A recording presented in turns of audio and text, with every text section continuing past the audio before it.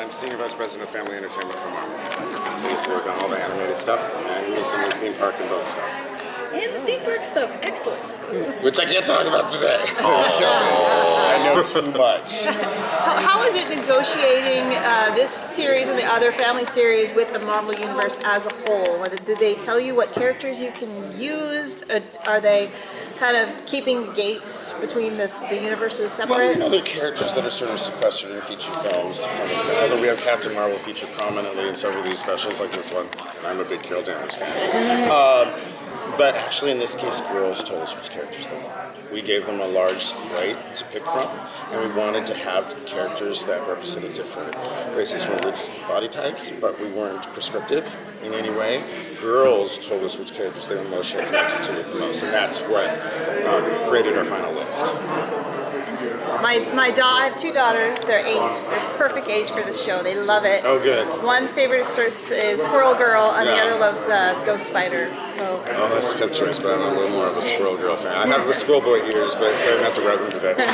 So if there's a lot of new Captain Marvel fans thanks to that movie, how happy are they going to be to see her in this special? I hope that's another incentive to watch, because then they get to see a different side of character. Like, the film is Carol figuring herself out.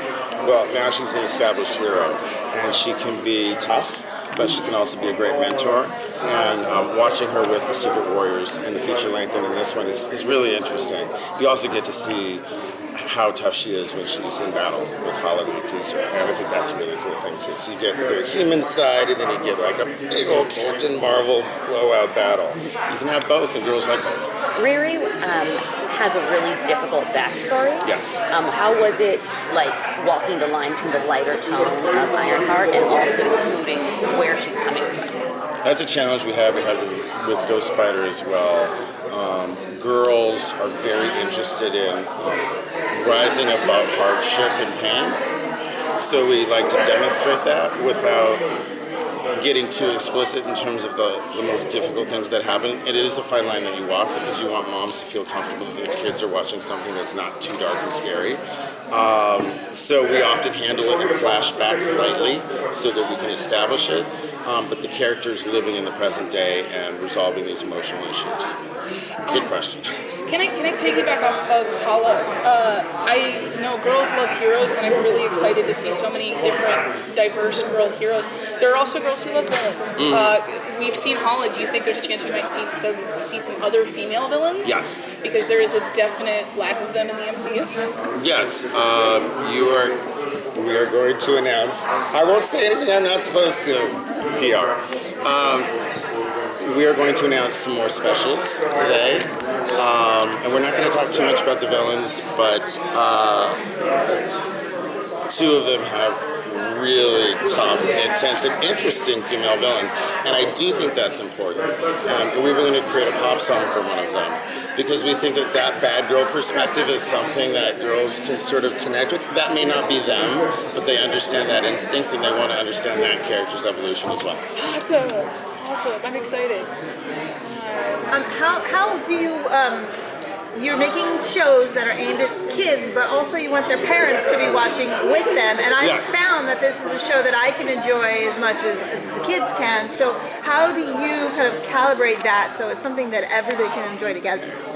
Well, I think a great character story is a great character story regardless. And I think moms and dads, and we actually had lots of conversations with moms and dads in the development of this project, and they want different things, which is very interesting. Dads want superheroes that the girls can connect with and relate to because they love superheroes. They get angry when there's not enough superhero stuff for their daughters. Moms want stories that are meaningful to the girls that will help them to be better people in the world, which is what our stories are always about. And the idea that friendship and teamwork are good values to have and relationships to build that make you stronger and better as a person. So, and then just the idea of everybody being the best version of themselves is appealing. So with so many characters in the Marvel Universe, how do you go about deciding who comes in? I mean, it must be, what is it? There's something like thousands of options. How do you decide? Is it She-Hulk? Is it She-Hulk? Is it this one? Is it this one? Well, like I said, in the establishment of this, we actually gave 12 characters for girls to think about and look at. And they told us which ones they found most interesting, that Right. they could connect with emotionally.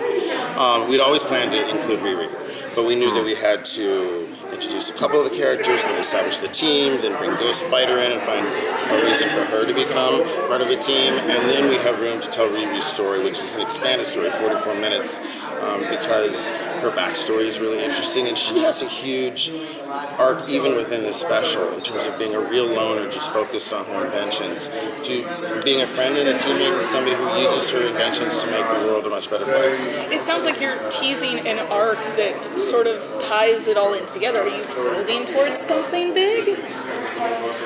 We have more stories to tell, but the thing that we're building to that's big is not necessarily a big explosive battle to save the Earth, although there kind of is one here.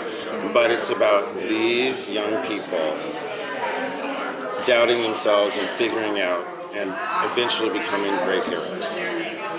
Just using the skills and the smarts that they have to become the best version of themselves and make the world a better place. I wish there'd been people like you when I was a kid. Thank you. Oh, thank you. Are you going to stay in the world of doing movies, these events, or are you going to go back to shorts? Or is there a vision for the future in terms of story length? We'll see. PR says we'll see. We'll have an announcement at the panel today. I personally think that a really robust, defined story is the best way to go, and you'll see how we're going to tell some more of those in different formats. Thank you. 30 seconds? 30 seconds. Okay. Quick games. 2 games. First one is either or. We'll give you 2 options. All you get is pick one. Okay. Right? No thinking. Miss Marvel or Captain Marvel? God. Ms. Marvel. Iron or Vibranium? Vibranium. Spider or Squirrel? Squirrel. Patriot or Captain?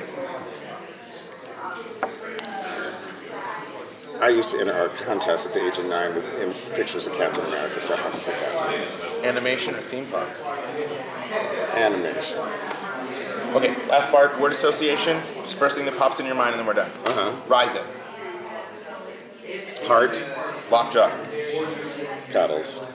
Marvel.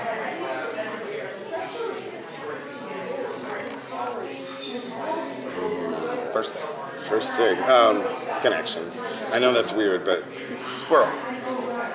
boy. Iron. Heart. Miss. Miss.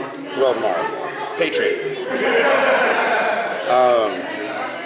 Patriot. Shield. Last one. Spoilers.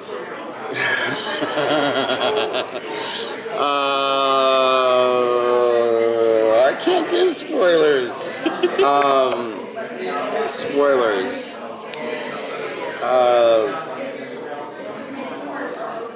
Give spoilers. She's standing there watching. The one thing that I will say is there are other female black geniuses in the Marvel Universe. There's a couple of them, so you're going to have to decide later what that means. There'll be an announcement. Thank you. Thank you. Thank you.